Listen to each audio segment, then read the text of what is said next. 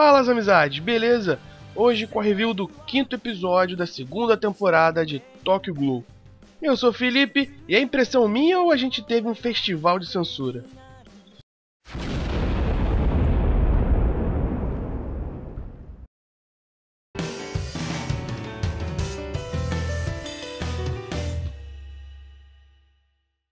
Antes de começar aqui a nossa revisão semanal, eu só queria agradecer aí aos amizades William Foda, ao Otávio Felipe e o Andreu Santos pela ajuda nas revisões de Tokyo Ghoul, me ajudando aí a sanar algumas dúvidas, a melhorar o conteúdo das revisões aí, o meu muito obrigado aí pra eles. Espero que vocês continuem participando, me ajudando aí pra eu falar menos bobagem, valeu? E foi mais um capítulo muito bom. Tivemos aí em primeira mão, mostrando mais ou menos o passado das gêmeas, né? Eu queria saber um pouco mais sobre elas, até porque elas entraram agora na história, e eu queria entender um pouco mais a situação dela. Não foi uma explicação enorme, mas mostrou o tempo quando elas eram humanas, da onde elas conheciam o Rei, que era uma espécie de escolinha, não sei, um orfanato, e que uma amiguinha delas foi morta e tal. Então, de certa forma, isso mostra como desde pequenas elas já tinha uma noção de que o ser humano é frágil. E ela mostra aí a luta das duas com o Rei. Parte que eu fiquei bem, assim, meio bolado,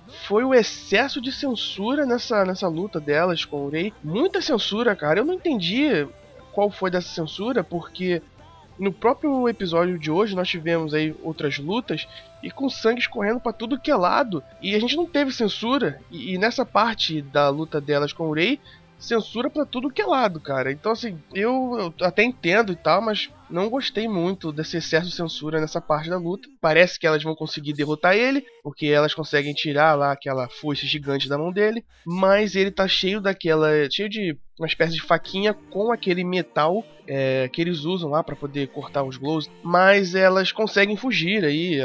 A outra irmã, que tá um pouquinho melhor, pega ela no colo e sai varada.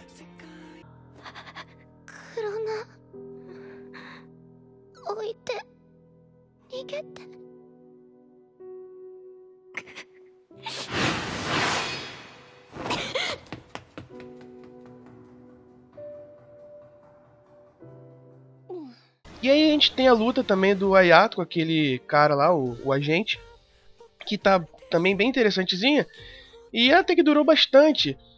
E essa semana a luta já foi assim, o Ayato parece que já tá cansado já. E aí a gente lembra uma coisa da primeira temporada, que explica um pouco o estilo dos glows, e que diz que o estilo do Ayato, né, é uma espécie de glow que usa velocidade, e pelo fato deles usarem a velocidade, para você derrotar eles com mais facilidade, é só você esperar que eles se cansem. Ele simplesmente deve ter se defendido e tal, e o Ayato, conforme a luta foi durando mais, ele foi diminuindo a sua estamina, foi cansando. E aí, durante a luta, o Ayato lembra do pai e tal. Talvez essa lembrança dele seja a última vez que ele viu o pai, antes do pai supostamente morrer, aí ele meio que desmaia. E aí é nesse momento que o Kaneki aparece, joga ele para um canto e começa a lutar aí com... Eu não gostei muito dessa transformação do Kaneki, porque uma coisa que eu gostei muito em Tokyo Ghoul foi o fato de lá no 10º episódio lá da primeira temporada, quando ele luta com o Jason, o Kaneki, ele tem aquela coisa da mente dele, ele falando com a Rizzy lá, e aí ela diz, então deixa que eu controlo a situação aqui e você relaxa. Ele diz, não, eu que vou controlar a situação agora. E aquilo pra mim foi muito foda, porque a gente tá acostumado muito com um personagem que tem um poder, tipo o Naruto, né, que tem a Kyuubi dentro dele, ele acaba perdendo o controle. Então o Kaneki, desde o princípio, quando ele parece que ele vai ser controlado e vai deixar a força maior que está dentro dele controlá-lo, ele não, eu mesmo vou me virar aqui, eu não quero que ninguém me controle não, fica na sua aí. E nesse episódio, isso parece que saiu um pouco, ele meio que perde o controle, fica loucão, sai batendo em todo mundo. Eu meio que não gostei, não que essa transformação dele não tenha sido legal, foi legalzinha, mas eu queria que ele fosse mais consciente, né, igual foi a luta com o Jason, ele consciente do que ele tá fazendo, acho que combina muito mais com o personagem e seria muito mais legal se continuasse assim. E aí o Kaneki acerta ele, com certeza pra mim não matou a gente lá, ele só deixou o cara inconsciente, e ele começa a comer aquela espécie de armadura do cara. Eu achei que ele tava comendo o cara, né, mas não, ele tava comendo a armadura. E aí tem uma coisa aí que os Amizade que me explicou bastante essa parte, porque eu falei, pô, como é que o Kaneki tem essa armadura e tal, e ele explicou mais ou menos que essa espécie de armadura que o Kaneki usou aí, que apareceu nele, acontece quando Glows se alimentam de outros Glows canibais. Só que aí eu não lembro, não mostra o Kaneki comendo outros Glows além do Jason. Então será que você comer um outro Glow, um só, já é o suficiente para esse tipo de coisa acontecer? E o Jason aconteceu já há bastante tempo, então eu fiquei um pouco confuso. Mas enfim, ele começa a comer lá essa espécie de armadura aí. Enquanto ele tá lá se alimentando, o Amon chega, encontra com ele lá se alimentando, e ele fica meio puto, vai pra cima dele, e aí começa a ter uma espécie de conflito do Amon, de que de certa forma ele viu algo diferente lá no Kaneki, e ele queria entender por que o Kaneki não matou ele, se ele é mesmo diferente dos outros Glows, que são, pelo menos na cabeça do Amon, feras selvagens que só querem matar as pessoas e tal. E aí ele começa a cortar os tentáculos da Kaneki como se fosse nada. E aí você fica, pô, o cara ficou tão poderoso e ficou vulnerável desse jeito, sabe?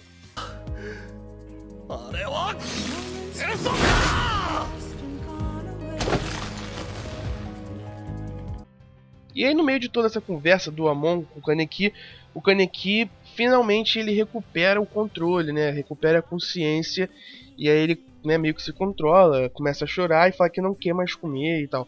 E aí é nesse momento que lá tem uma cena muito foda, que lá o teto abre lá e aparece a suposta, né? O suposto cara que é a coruja.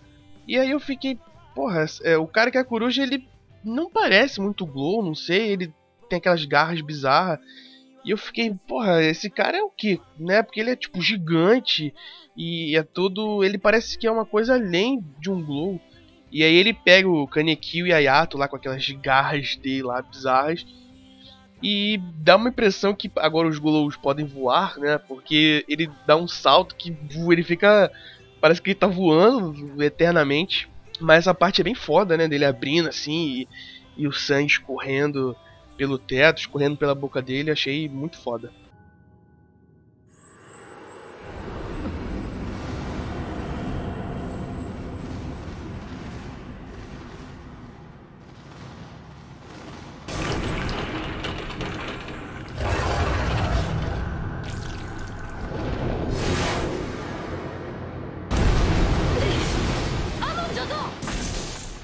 Então era isso, amizade. Mais um bom episódio de Tokyo Ghoul. Coisas ainda precisam ser explicadas. Eu acho que essas lacunas que eles deixam, não sei se é de propósito para fazer você ler o mangá, não sei, porque tem muita coisa que poderia ser explicada e fica meio a cargo da sua imaginação, pelo menos para quem assiste só o anime.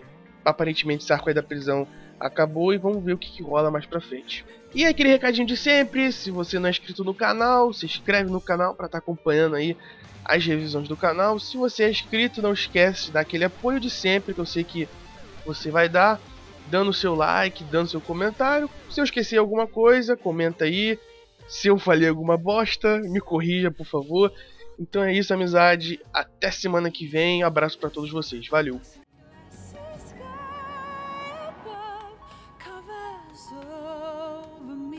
Over me.